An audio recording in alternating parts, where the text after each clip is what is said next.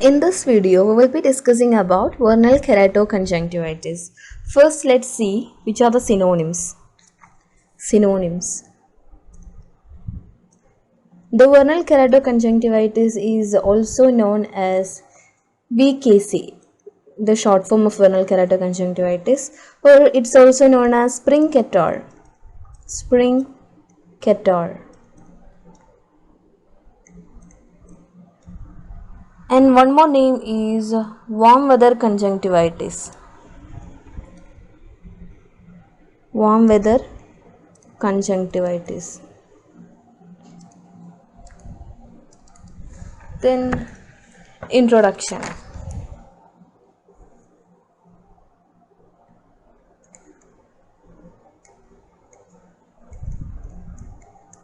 It is a type of allergic conjunctivitis. Type of allergic conjunctivitis.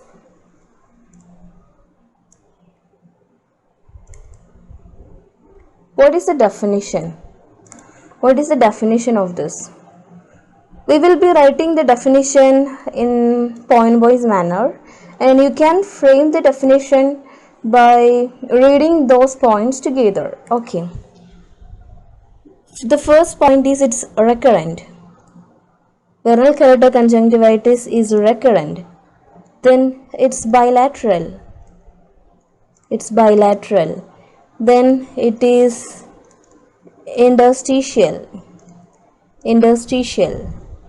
And it's self-limiting. It's self-limiting. Then it's a type of allergic conjunctivitis. Then it is seasonal. It has seasonal incidence. Okay, let's read it together. We can read it like VKC is a recurrent, bilateral, interstitial, self-limiting, allergic inflammation of the conjunctiva having periodic seasonal incidence. This is the definition. Then next let's see the etiology. Etiology. The first one is predisposed atopic background. Predisposed atopic background. Atopic background. Okay. Then the second one, type 1 IgE mediated hypersensitivity reaction to the pollen grains. Type 1 IgE mediated hypersensitivity reaction. Hypersensitivity reaction, which means it is an atopic disorder. It is an atopic disorder. Okay, this is etiology. Then next let's see the pathogenesis. Pathogenesis. What's the pathogenesis? Because of this hypersensitivity reaction, or when the body is exposed to some allergens or something, there will be Th2 lymphocyte alteration. Th2 lymphocyte alteration. When the body exposed to some allergen, then there will be Th2 lymphocyte alteration. So there will be exaggerated IgE response. Okay, so next let's see what are the predisposing factors. What are the predisposing factors? Predisposing factors. First one is age. It's common in 4 to 20 years of age.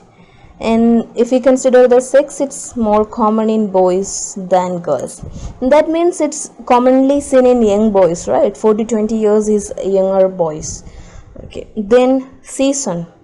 Season, it's more common in summer season. That's why it's also known as the vernal keratoconjunctivitis is also known as warm weather conjunctivitis. If we consider the climate, in it will be more common in tropical climate. Then usually this vernal keratoconjunctivitis, the 40 to 75% of vernal keratoconjunctivitis will be associated with eczema or asthma. Okay, so then the one more thing is family history of atopy. Family history of atopy is also we should consider. Family history of atopy. Next, let's see the pathology of VKC. Pathology of VKC. We will be discussing the pathology of in such a way that the pathology of each histological layer of conjunctiva. Basically, the conjunctiva consisting of three layers: the outermost epithelium, then comes the adenoid or lymphatic layer, then comes the fibrous layer. So, first let's see what are the pathological changes in the conjunctival epithelium. Okay, conjunctival epithelium. Well, epithelium. Let's see that first. The conjunctival epithelium, basically it consisting of contain large number of mast cells and eosinophil, and contain large number of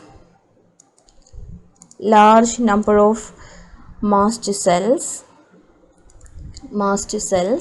and eosinophils. Then what happens? These will undergo hypoplasia. Then it will undergo hypoplasia. So if there is hypoplasia, then it begins to project downward projections into the subepithelial tissue because of this hypoplasia, the increase in number, right? So hypoplasia, and the cells increase in number and it begins to project downward projections into subepithelial tissue.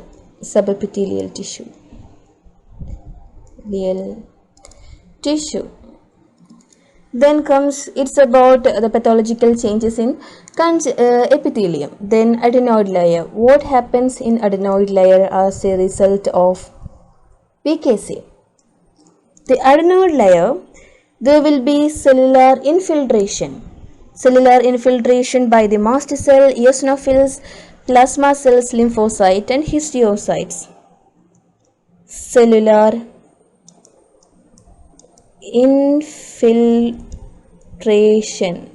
infiltration by mast cells, plasma cells, eosinophils, lymphocyte, histiocytes, etc. Okay, then comes fibrous layer. Then comes the fibrous layer. Okay, what are the pathology in fibrous layer? The fibrous layer shows proliferation. It shows proliferation. Then what happened? This fibrous layer, of course, this undergo hyaline changes.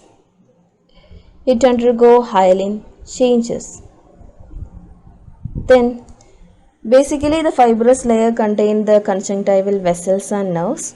So there will be some changes in the conjunctival vessels also. So we will be write that separately. Conjunctival vessel pathology as a result of VKC. What happens to conjunctival vessels? The conjunctival vessels, it also shows proliferation. Of course, it's in fibrous layer, right? So it will also show proliferation like fibrous layer, and it show increased permeability of the vessels. Then what? There will be vasodilation.